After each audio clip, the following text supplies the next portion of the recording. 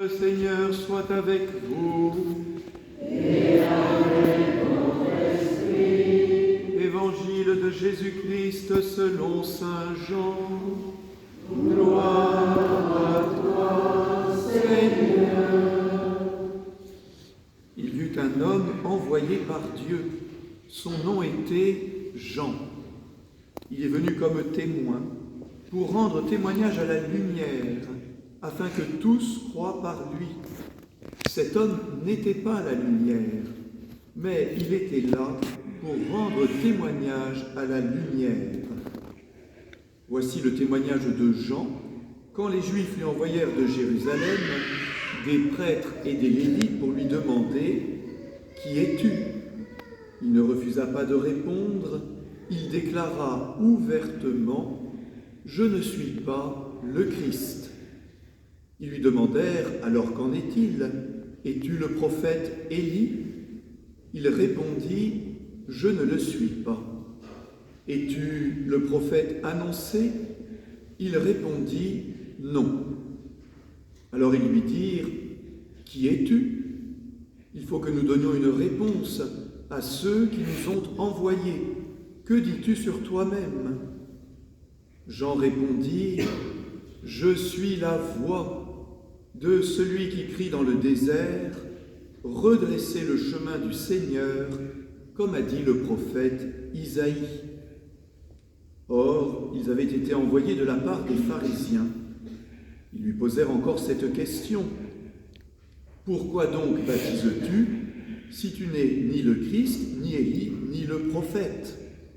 Jean leur répondit, « Moi, je baptise dans l'eau, mais au milieu de vous se tient celui que vous ne connaissez pas. C'est lui qui vient derrière moi, et je ne suis pas digne de délier la courroie de sa sandale. » Cela s'est passé à Béthanie, de l'autre côté du Jourdain, à l'endroit où Jean baptisait. Acclamons la parole de Dieu. Louange à toi, Seigneur Jésus.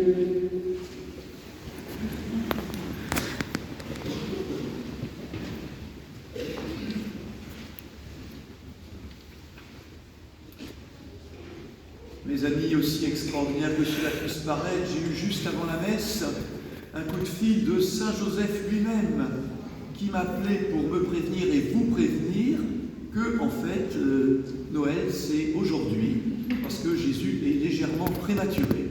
Donc réjouissons-nous, il est né le 17 décembre. Très bien, donc en rentrant, repas, cadeaux, famille. Ah bah oui, mais Seigneur, on n'était pas prévenus, donc on ne peut pas vraiment fêter Noël le 17, tu ne nous avais pas prévenus. Eh oui, il faut être prévenu. Pour bien fêter, on a besoin d'être prévenu. Et Dieu merci, Dieu nous a prévenus longtemps à l'avance pour qu'on puisse vraiment préparer Noël. Et bien sûr, je ne parle pas seulement des cadeaux, des réunions de famille, des repas, très bien. Mais évidemment, Dieu nous a prévenus pour que notre cœur soit préparé. Et pas seulement mon petit cœur à moi, mais que le peuple chrétien et auparavant le peuple juif se prépare. Donc il y a deux préparations. Il y a la longue préparation dans la nuit des temps, et puis il y a la préparation finale. La longue préparation, c'est ce que nous appelons aujourd'hui l'Ancien Testament, la première alliance, le temps des prophètes, où les prophètes de génération en génération ont dit que le Messie, le Christ, allait venir. Et Isaïe est le plus beau, le plus grand des porte-paroles de Dieu, des prophètes qui nous ont demandé de préparer les chemins du Seigneur pour qu'il y ait dans le peuple le désir du Messie. Et ça a tellement bien fonctionné que de fait, avant la naissance de Jésus, dans le peuple juif, il y avait cette attente. On attendait le Messie, on en guettait les signes, et parfois même on se trompait. C'est pour ça qu'on dit à Jean-Baptiste, c'est peut-être toi le Messie. Cette grande attente, ce grand désir, qu'il continue d'être nôtre. Et puis, il y a la préparation de la ligne droite. Et celle-là, c'est justement Jean Jean le Baptiste qui va en recevoir la mission. Il y eut un homme envoyé par Dieu. Son nom était Jean. Et alors, il a tellement bien préparé ses chemins que forcément il y a eu un peu de confusion entre la voix qui annonce la parole qui doit venir et Jean clarifie en disant « Moi je ne suis pas la lumière, mais je suis venu rendre témoignage à la lumière. » Lumière. Voilà le mot-clé de ce 3e dimanche de l'Avent pour désigner Jésus. La lumière, c'est Jésus. Hier, avec les scouts de Montrouge, de Bagneux, les scouts unitaires, les scouts et guides de France, on avait une belle messe à Montrouge, on a accueilli la lumière de Bethléem qui est venue concrètement à travers bien des péripéties, et vous le devinez, plus compliquées cette année, de la vie même de Bethléem. Jésus, c'est la lumière. Alors évidemment, si Jésus est la lumière, il n'est pas le soleil à lui tout seul. Le soleil, c'est Dieu le Père qui l'envoie. Jésus est la lumière qui rend visible celui que nous ne pouvons pas contempler de nos propres yeux, c'est-à-dire Dieu le Père. Et dans l'Évangile, devenu grand, Jésus dira « Je suis la lumière du monde. Celui qui marche à ma suite ne marchera pas dans les ténèbres. » Pourquoi Jésus est-il lumière, au fond? Lumière d'abord parce qu'il vient de Dieu et qu'il éclaire toutes nos vies, nous éclaire de bien des manières. Il nous éclaire d'abord en chassant les ténèbres.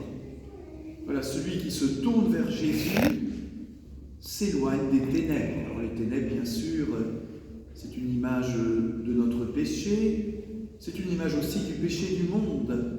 Et il n'y a pas besoin de chercher bien loin pour que nous voyions dans notre société, dans notre monde, bien des ténèbres. Mais on n'est pas prisonnier de ces ténèbres. On n'a pas besoin d'être pessimiste ou d'être négatif. Nous sommes positifs parce que Jésus est notre lumière. Et que même dans la nuit, il suffit d'une lumière pour reprendre espérance, courage et surtout pour savoir où aller. Une lumière suffit. Là, voilà la direction. Donc, Jésus lumière chasse les ténèbres du monde, chasse les ténèbres de notre cœur, nous rend espérance. Et puis la lumière, bien sûr, frères et sœurs, vous le savez, elle indique le chemin. Et le chemin, c'est Jésus.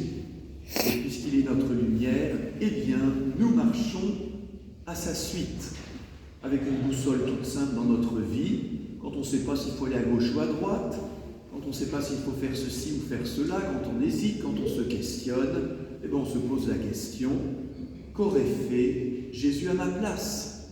Que fait-il à ma place?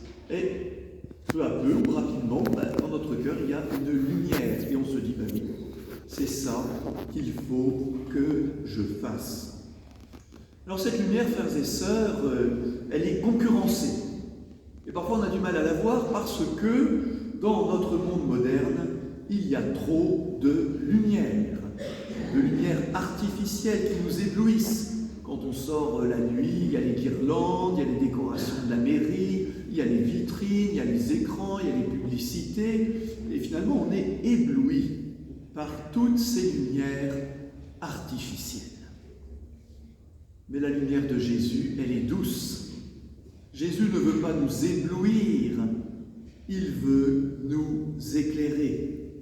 Et donc, notre travail spirituel dans cette semaine qui précède Noël, j'ai envie de dire, c'est de détourner nos regards de toutes ces lumières artificielles pour nous tourner vers cette lumière qu'est Jésus lui-même. Trop de lumière électrique. D'ailleurs, parfois, l'ambiance aussi est trop électrique. Comme on dit, il y a de l'électricité dans l'air, dans nos familles, dans notre société. Alors, détournons un peu notre regard de ces lumières artificielles pour rechercher dans la prière, dans un moment calme, dans notre prière personnelle tout au long de la journée, dans la méditation de l'Évangile, eh bien cette lumière qui, elle, est douce, mais qui est profonde, parce qu'elle est la lumière de Dieu. Je terminerai évidemment en revenant à Bethléem. la lumière qui vient de Bethléem. Jésus, lumière de Bethléem. Alors évidemment, en la Terre Sainte, dans le pays de Jésus, en le ciel, c'est plus étoiles filantes qu'on voit. C'est malheureusement les traces des missiles qui peuvent partir d'un camp ou de l'autre, dans cette guerre sans trêve, dans cette guerre sans merci. Alors certainement, nous continuons à prier pour la paix en Israël, en Palestine. Cette paix à vue humaine semble aujourd'hui impossible, mais rappelons-nous, rien n'est impossible à Dieu. Et Jésus, lumière, est aussi prince de la paix. Mais en priant pour la paix dans les pays en guerre, n'oublions pas, frères et sœurs, que nous sommes aussi complices. La guerre commence dans nos propres cœurs. La guerre commence dans nos communautés. La guerre parfois commence dans nos familles. Et à Noël, nous vivons parfois amèrement l'absence d'un tel, parce qu'il y a des divisions dans nos propres familles. Mais raison de plus pour accueillir la lumière de Bethléem, le prince de la paix, pour qu'on soit à toute petite échelle artisans de paix là où nous vivons. Alors Noël sera vraiment lumière dans nos vies. Alors nous accueillerons vraiment le Seigneur Jésus avec joie. Amen.